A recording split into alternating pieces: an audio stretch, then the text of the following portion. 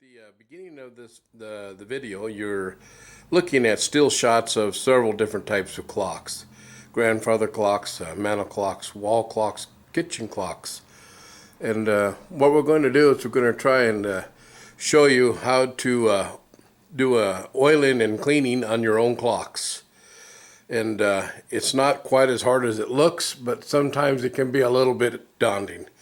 So with that, I thought what we would do is show you kind of what you have to look for. So first of all, this particular clock is a tube chime clock, so its complexity is a little bit heavier than most clocks.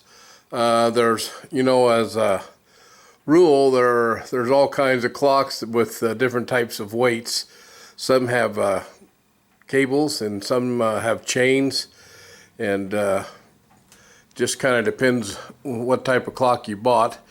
A lot of different movements. They're all basically the same, and oiling and cleaning them is all about the same too. So part of the problem is being able to remove the movement from the clock housing and getting it back in there exactly the way it needs to be, and then reset the time and regulate it. So hopefully I can go through all of that, and then if you're brave enough, you can go ahead and do your own oil, do your own clock oiling.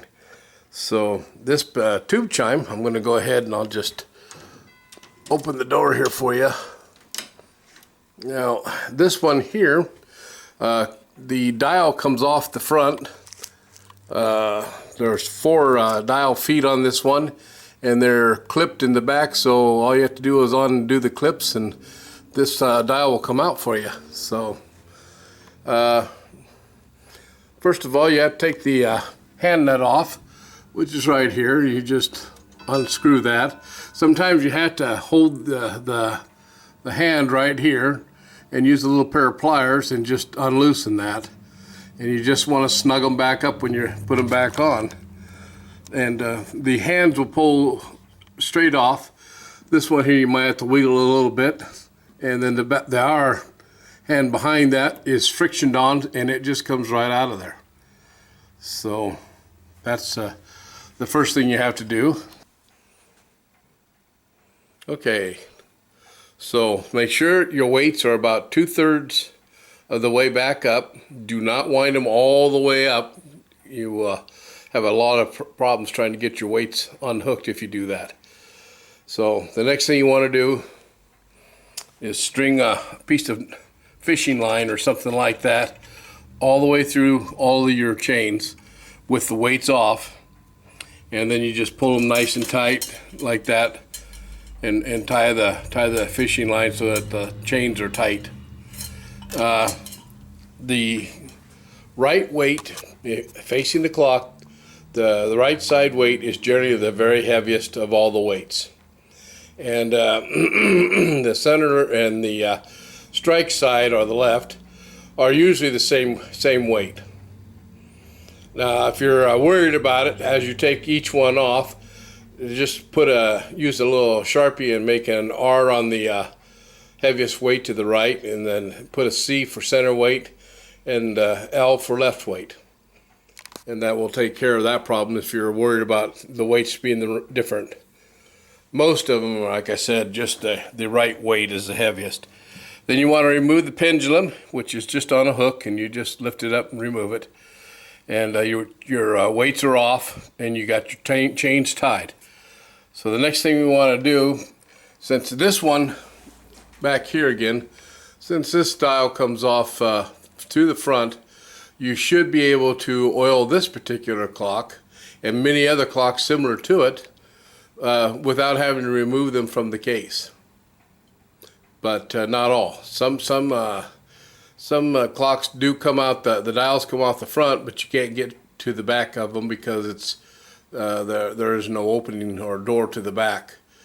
Sometimes the side doors open on the sides, but you can't oil them from the sides. So then you're forced to remove the whole movement from the case. So we'll move on to that in just a minute. Now, before you remove the weights, go out to the store, Walmart or some place like that, and buy yourself some cotton white gloves or just some gloves. And I always wear gloves when I take the weights off.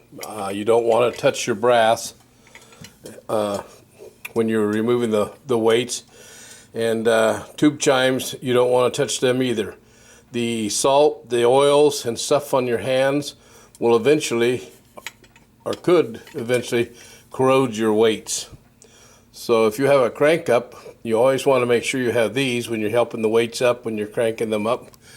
And this one's a chain, so you won't have, this won't be a cable crank up. But a good thing is to wear gloves and not touch your weights, or your pendulum for that matter. So just buy a pair. I always get little white cotton gloves. They're not very expensive, and that way you can remove them, the weights and stuff, without having any damage to them. Now on this clock, it's a tube chime, so you'll have to remove the tube chimes, the tubes from the clock before you can clean and oil it. And the easiest way to do that is, again, use your gloves.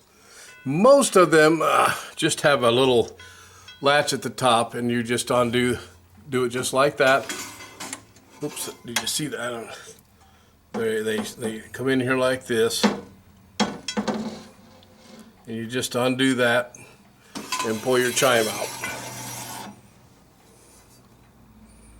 All right, and your chimes will all, just kind of watch which one's the longest one, and then they'll all be shorter in progression, so you won't have a problem getting them mixed up. Now on this one, you're going to have to undo the tabs. There's little clips here. There's one that's black right there, and these you can get your hand in there and just right there, just open it up. And then there's one down below, and then there's one over on the other side right there, and one down below there. See it right here, and then they move down. Make sure you have somebody helping you. You're going to need somebody to hold the front dial while you want to do the tabs in the back, so you don't want that dial to fall out of there. And there's, like I said, there's 4 dial feet, and they snap back in the holes. Then you just pull the clips back up.